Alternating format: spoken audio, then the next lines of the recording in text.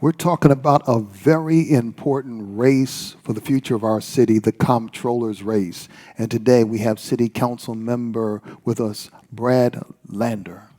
Really nice to be here with you, Pastor Brawley. Thanks for welcoming me to St. Paul Nation. Good to have you. I think everybody has the question, who is Brad Lander? Thank you. Well, my daughter would tell you that I'm a policy nerd who tells corny dad jokes. But the New York Times says I'm one of the hardest working and most effective public servants in the city. The truth is I've been fighting for New Yorkers for 25 years. Before I got into public office, I ran 2 community development nonprofit organizations. So that's where I first started to learn about Metro IAF and the kind of work of a community development and community organizing. For 10 years, I ran the Fifth Avenue Committee, which does affordable housing, community development, coming out of that era of bringing our neighborhoods back from the abandonment crisis. Organizing people in half-abandoned buildings to demand change, win control of their buildings, and then turn those vacant buildings into vibrant small businesses and truly affordable housing, and empowering residents to become cooperative homeowners and bring our neighborhoods back. Then I continued that work at the Pratt Center for Community Development, working across all 5 boroughs on affordable housing, environmental and economic justice, fighting for neighborhoods, winning big policy changes, fighting against big stupid tax break programs like 421A that don't create any real community ownership or affordable housing. And for the past 10 years, I've served in the City Council, where I've passed legislation to raise pay for workers, protect tenants, generate truly affordable housing, combat school and residential segregation, and make city government work better. And that's really my passion, and that's why I'm here. So help our audience understand why this race is so important for the future of New York City. Why is the Comptroller's office important? Thank you. And this, most people are not focused on the Comptroller's office, but you're right, at this moment in time, such an important thing. We're at a real turning point in the history of our city. We've had this pandemic. We've said we see the spotlight, it shines on racial and economic inequality in our city. We've said we've come to understand essential work and essential workers in a whole new way. But now the question is, are we going to be real about it? And there's too much reason to believe that as we emerge from the pandemic, we won't actually invest in Black and brown and low-income neighborhoods. We won't create new pathways to homeownership and small business ownership. And we won't genuinely honor the real work of the city, the people who are our nurses in grocery stores, delivering our food. But the Comptroller's office has a real role to play as budget watchdog, as chief accountability officer, and as fiduciary, the person assigned to take the long-term view on our city. We can really build a more equitable economy, make sure we recover in ways that lift up all neighborhoods, and make sure we are more prepared for future crises than we were for this one. So Metro IAF for the past several decades has been holding NYCHA accountable. Yep.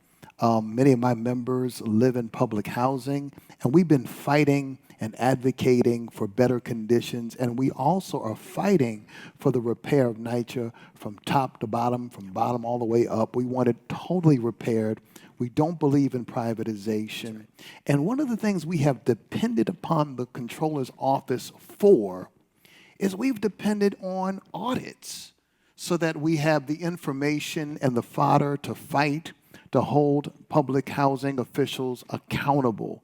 Would you be willing, if you emerge from this race, would you be willing to hold NYCHA accountable and do those audits? 100%, 110%. First, I want to say thank you to you, Pastor, and to Metro IAF. Long before focusing on NYCHA was in the public spotlight, Metro IAF was doing that work, demanding, recognizing we've got a city full of people who live in public housing developments in New York City and who deserve the quality of life that every New Yorker does, that we have totally failed to deliver for them through the Giuliani era, through the Bloomberg era, when there was no attention at all. But even now, with the Baez lawsuit, with claims from the mayor it's going to get better, it just has not gotten better. And I really appreciate the audits the current Comptroller has done in partnership with you, and I pledge NYCHA's on the Comptroller's watch list. It'll stay on the Comptroller's watch list. The Comptroller's only required to audit every agency once every 4 years, but I'll make sure we audit NYCHA every single year,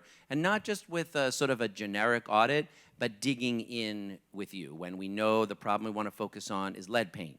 then we do the lead paint audit. If we think that there's a problem because the elevators aren't working in a ton of buildings, and we want to say, let's get that information from people on the ground and then team up with the controller. You know, an audit, if it's just a dusty report that sits on a shelf, is not worth very much. An audit that's done in partnership with people who are organizing, facing the problem on the ground. You know, today I got the endorsement of Congressmember Ayanna Pressley. I also have some great endorsements from Alexandria Ocasio-Cortez and Bernie Sanders and Jumaane Williams.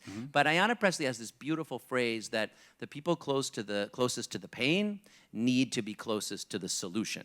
And that's something that I've seen Metro IAF members do, and I want to be a partner to it so that the audits listen to those folks who are feeling the problem the most and arm them with data, with tools, with strategy that help win real change. So we sent you a vision statement from Metro IAF and our affiliates, and we talk about affordable housing. Affordable to whom? So, exactly. So in the role of being the controller of New York City, you're also going to be if you win, you would be the chief financial officer, in a sense. Pension funds. What is your position on using those pension funds to jumpstart affordable housing? And as you said, affordable to home. But what is your position on using those funds in that way? This is a great question and an important path that the controller can contribute to the future of the city. First, let's say the controller is a fiduciary to the pension funds. That means you remember whose money it is. It doesn't belong to the controller or to the city. It belongs to the nurses and firefighters and teachers who earned it, and you have to make sure their retirement security is guaranteed. So you have to earn a risk-adjusted maximum market rate return. But there is some room. With 2% of the funds, you can do economically targeted investments in things like affordable housing, and there's some ways to jumpstart that.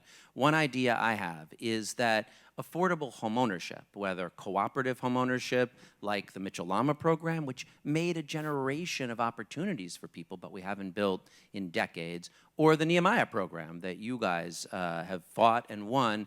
Those are opportunities where there are returns. The projects are subsidized to make it affordable homeownership, but people are still getting their mortgages and paying every month. And so those returns would be a great opportunity to jumpstart cooperative and truly affordable homeownership for Black and brown families in neighborhoods like this one, but all around the city, from the South Bronx to the North Shore to East New York. And still to earn the returns that are required for the pension funds, and I would love to invest in those as economically targeted investments. You make a really good point about Nehemiah in particular. Only less than 1% of our homeowners have defaulted on their mortgages. That's amazing. It's not surprising, but it's amazing. It's an amazing statistic.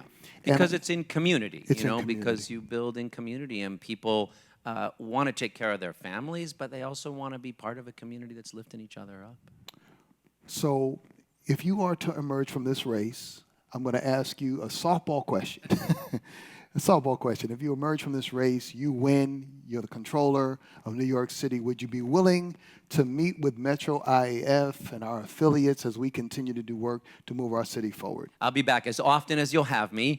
Okay. I love accountability sessions. I'll say not every politician does. But I think our democracy is so much stronger when politicians recognize the model is not, please vote for me, elect me, and trust me to go off and do the right thing. Like, the model is we do it together, and I want to be held accountable. I so admire those folks who do the organizing work, build power in neighborhoods, build power in congregations, organize coalitions, and then demand that elected officials show up, live up to their word, tell the truth. So I'll be back here as often as you'll have me. All right. When you tell me it's time to answer yes or no, will you support? I'll answer yes or no. I promise to be here and to be accountable to you. Council member, that's your camera. This is your moment. Tell New York City and the St. Paul Nation why you should be the next controller of New York City. St. Paul Nation, it's an honor to be here. I'm Brad Lander, and I'm running to be your budget watchdog and your chief accountability officer. This is a critical moment in time for bringing our city back, for making it fairer and confronting economic and racial inequality, and getting our city more prepared for future crises, than we were for this one. We didn't see the COVID crisis coming, and we're paying for it in the lives of 30,000 of our neighbors. But we could all see the climate crisis coming, and the affordability and the racial justice crisis are already here. I'm so proud to have the support of Public Advocate Jumaane Williams, Congress members Alexandria Ocasio-Cortez, Jamal Bowman, Elizabeth Warren, the New York Times, but the most important support comes from people like you. I promise to show up and fight for you every single day for a city government that works for you, and it would be my real honor to have your vote. Thank you. Let me just say best of luck to you, council member, and if you emerge, look forward to working together to move our city forward. I'll be back as often as you'll have me. Thank you so much, Thank Pastor. you. Let me just speak to the St. Paul Nation and say, I can't tell you who to vote for, but I will tell you as your pastor, vote like your life depends on it, because it does. This is Pastor Brawley wishing you all the best, love, joy, victory, and don't allow anyone to steal your joy. Blessings.